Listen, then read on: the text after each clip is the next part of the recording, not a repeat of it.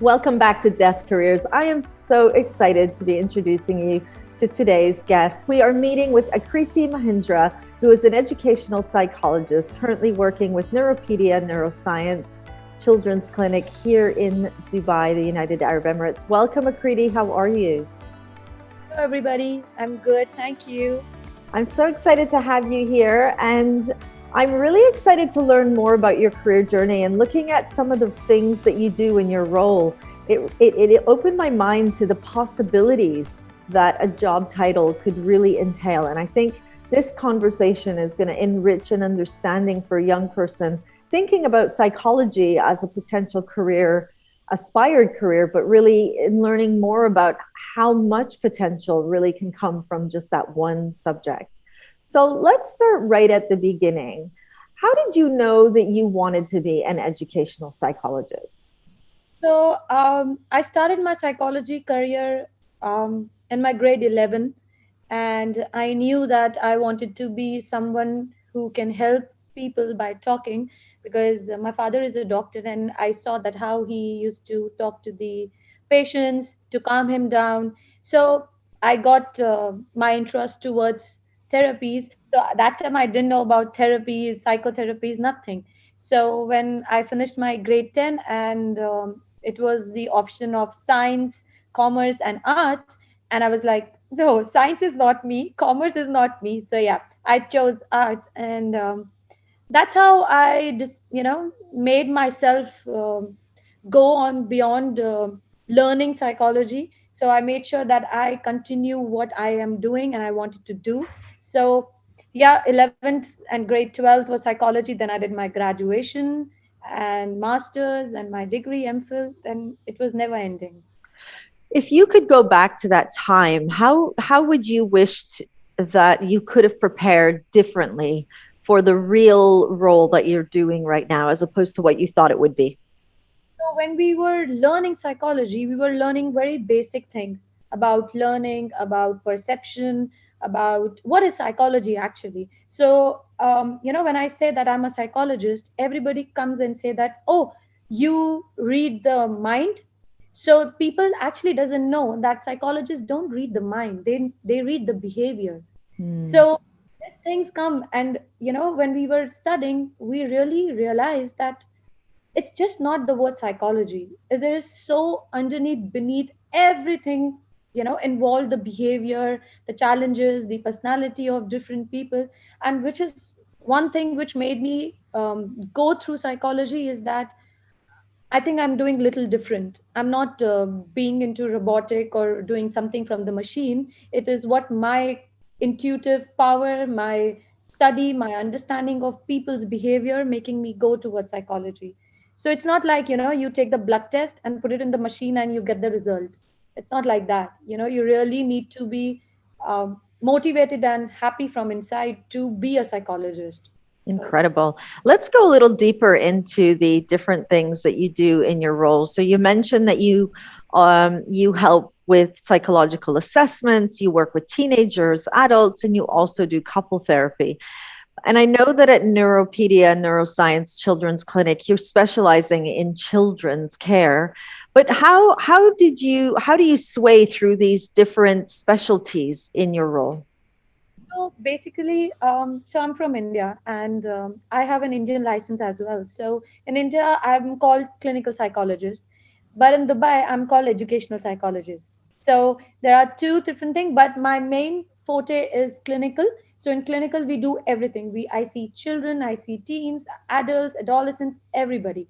So when we talk about couple, so see, basically, when a child comes to us, it is not about we are only looking at the child. It is, when we say that family is the first teacher, we Mm. learn first from the family, then from the school. So it is very important for us to talk to the parents and understand how the family dynamic is going on and why the child is behaving this way. So it is very important for us to talk to the parents. That's very interesting. How, in your experience, both as a student of psychology and now as a practitioner, how did you prepare for the ability to work with parents and these different age groups? Very good question. It is a very tough journey because I have been trained in a very different setup, like a proper mental asylums and rehabilitation centers, psychiatry ward. So, one thing I have learned that I have to be very patient. I have to be, show empathy, not sympathize with them.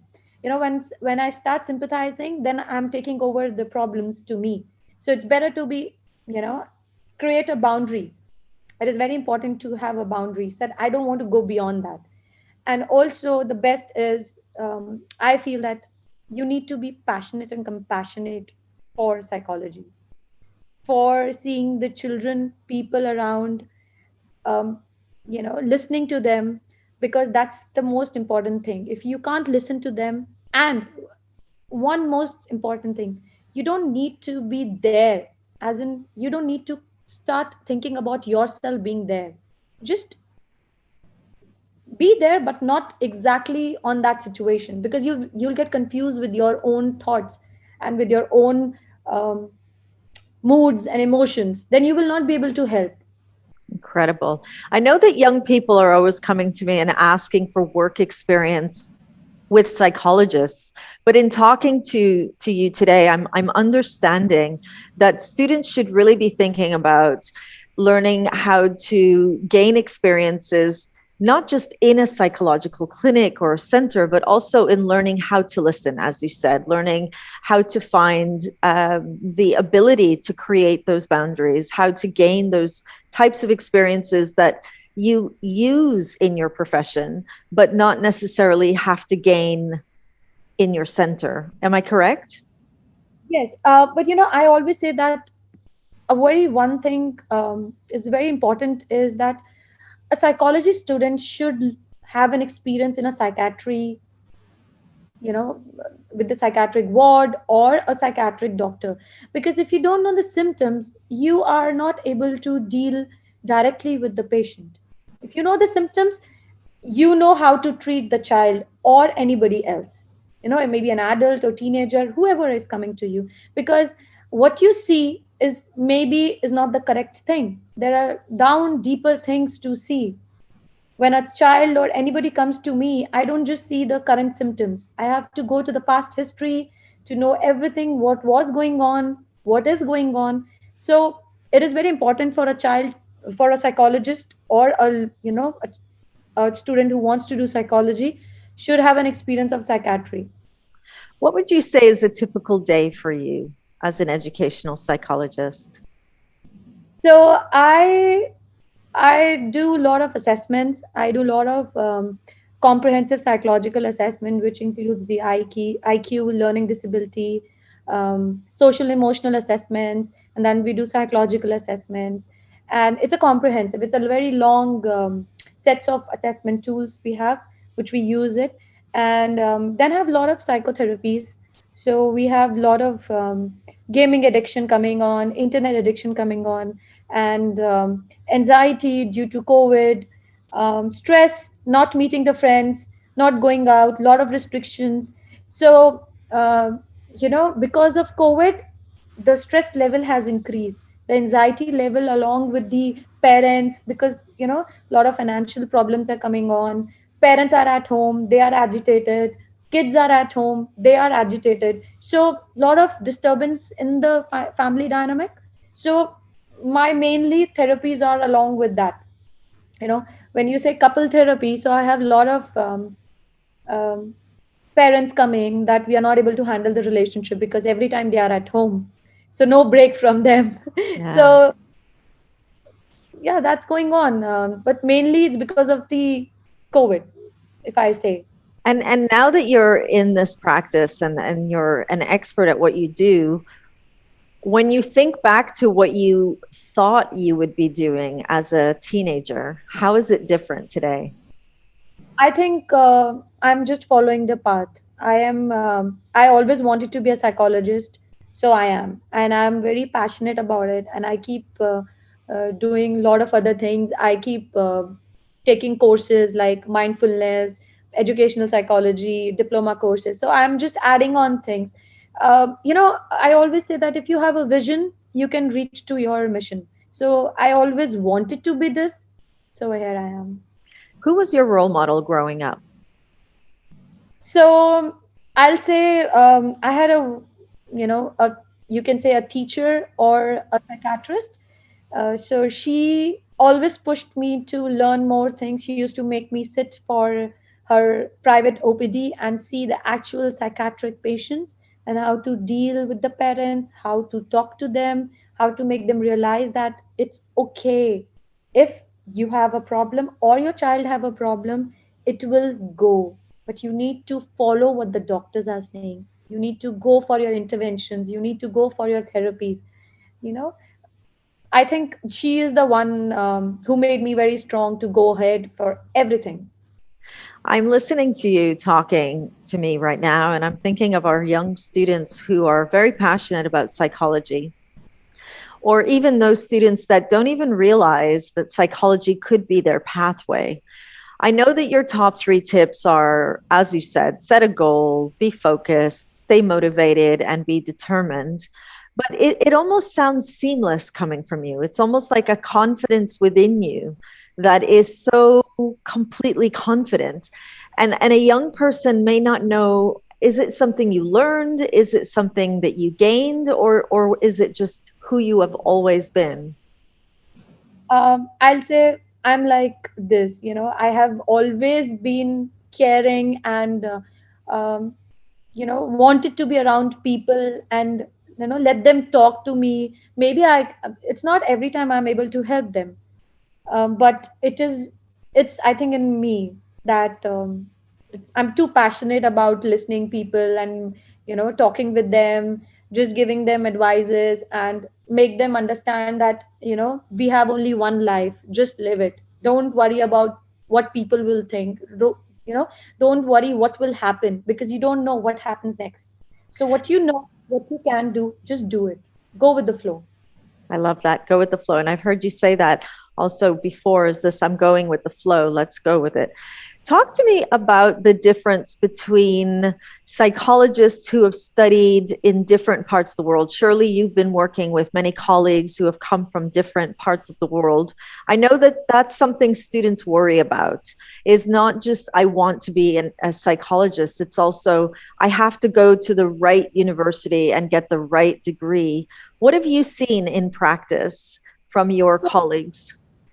So in psychology, basically, we don't know where we land because I was born in India, studied throughout in India, and I landed here in Dubai. So of course, cross-cultural differences are there. So back in India, where I studied, we have been doing internship throughout our masters and MPhil. Okay, and the areas are very different. We didn't expertise in one side, so we were put it in like we were doing internship in government hospital like Rashid hospital here in Dubai. So we used to go to psychiatry ward, we used to go to family therapy ward, and we used to go to different wards. And then we have a child development center. So we have experience all the different areas, not at one particular. Then you choose whether you want to be a family therapist, or you want to be a clinical who sees everybody, or you want to be a child psychologist who are only focused on child and adolescent. So here in Dubai, I have seen that like I'm talking out of my experience that I have learned more in psychiatry department than the psychology department because we were put in the psychiatry department to learn the symptoms, diagnosis, how to make the diagnosis. Even if sometimes like few disorders, their symptoms go side by side. So if you don't know exactly what disorder criteria is, you get confused, and the interventions are different. So here in Dubai, I didn't see that children who are doing psychology or who are in the university are going to a psychiatry department. They are put directly into the psychology department, which means that they are heading towards only the psychotherapies or the assessments. So this is the difference I can see. I'm sure they must be doing best at their work, but that's how my experience talks. So my experience is totally different what I see here. And I also heard you say, Maria, I haven't stopped learning. I'm still developing. I'm still taking more courses. So it's not like we do one degree and then that's it. We have to keep evolving. And I've heard your colleagues also say the same, as they're constantly developing their skills and their knowledge to bring the best care to your patients. Akriti, tell me what you think about when you hear stories either through your patients or watching the news. With, you mentioned COVID and the pandemic and the mental health stress that has been put upon the youth. I know that's a big topic, especially when we think about exam stress and the worry of getting into our university of choice or being able to take the courses we want. What would you say you have seen and has helped your younger patients in helping them to find a better balance between the stress and the reality? So, when you talk about especially the children who wanted to go to universities, and there are a lot of XYZ reasons. So, I always say that focus what you have right now. Don't focus on things which you don't have, and you cannot have it. Okay, like for example, I have few clients. They were ready to go to university, but due to COVID and the finances and everything, they can't go. But I say that's fine. A child can learn anywhere if you give an opportunity. So find a path, an opportunity which you can do it here, and what you have, maybe later after few months or few years you can still go on with your dreams to go out, but that's fine, right? I make them understand the practicality. Even if they go out, what is the surety that the university will be open? There will be so much of difficulty there. Maybe they are quarantine and they are not supposed to go out. So many difficulties. Leaving your parents and going to the new country is a difficult thing. Mm. So understand the practicality. So I think that makes them understand that we don't need to stress. Okay, so let's focus on the positive things what we have here, and start working on it, because these things nobody thought COVID will happen, right? So when you don't know what will happen next, it's a better work on what things you can have, and you have. And that's a real life skill to learn, would you say? Whether you're a teenager or an adult, it is focus on the now and what you can focus on. Human nature, to go for things which you don't have, or when you see other people doing, you feel like doing it the same. And this is what is happening in teenagers right now. When they see Instagram, lot of things are actually um, they are not using their mind. Instagram is moving their mind. You see, you try to do, you implement them, but we are losing our own self. Do you understand? This is what we are not. We are pretending to be somebody else. Mm. So we need to really focus on these things, that please don't do what others are doing. Do what you can do. You know? Such a big conversation. We definitely need to carry this conversation forward just with that focus. I know that we have young students thinking about work experience. The UAE is a really challenging place for a psychology student to get experience. What ideas can you offer them to gain experiences? So there are a lot of online internship going on, okay, and there are clinics and centers who are willing to take now.